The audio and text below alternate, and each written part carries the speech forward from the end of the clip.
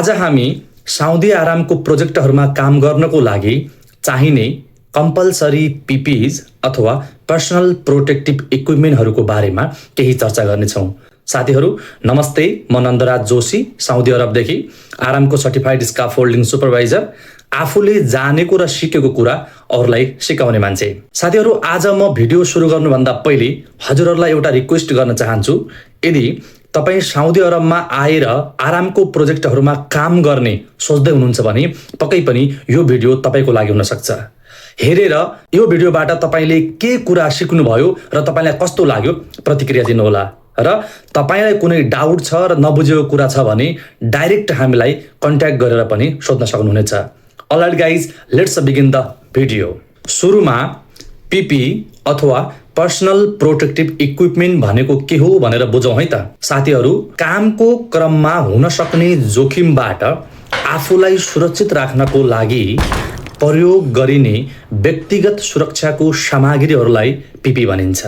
Saudi आरामकोमा चाहिने अथवा काम गर्नको लागि चाहिने 5वटा कम्पलसरी पिपिजहरू के हुन् भन्ने विषयमा चर्चा गरौँ है त। नम्बर 1 मा रहेको छ हार्ड हेड अथवा सेफ्टी हेलमेट।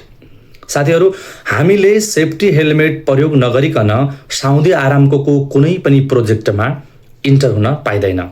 त्यसै गरी नम्बर 2 मा रहेको छ सेफ्टी ग्लासेस अथवा सेफ्टी गुगल पनि भनिन्छ।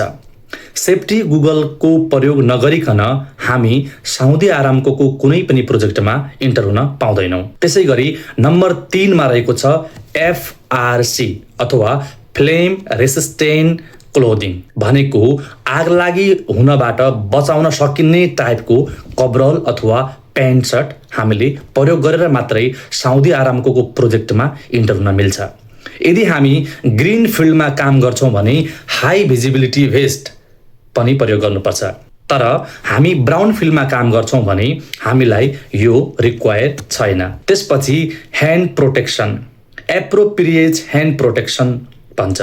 हाम्रो कामको स्कोप के हो, हामी के काम गर्छौँ त्यही कामको स्कोप बमोजिम ह्यान्ड प्रोटेक्सनहरू प्रयोग गरिन्छ। हामी स्काफोल्डिङ टिम हो, हामी स्काफोल्डिङ टिम भएको हिसाबले हामीले लेदर ग्लोभ्स प्रयोग गर्छौँ। र अन्तिममा रहेको छ safety shoe with steel toe. Steel toe भएको सेफ्टी फुटवेयर पनि हामीले प्रयोग गर्नुपर्छ।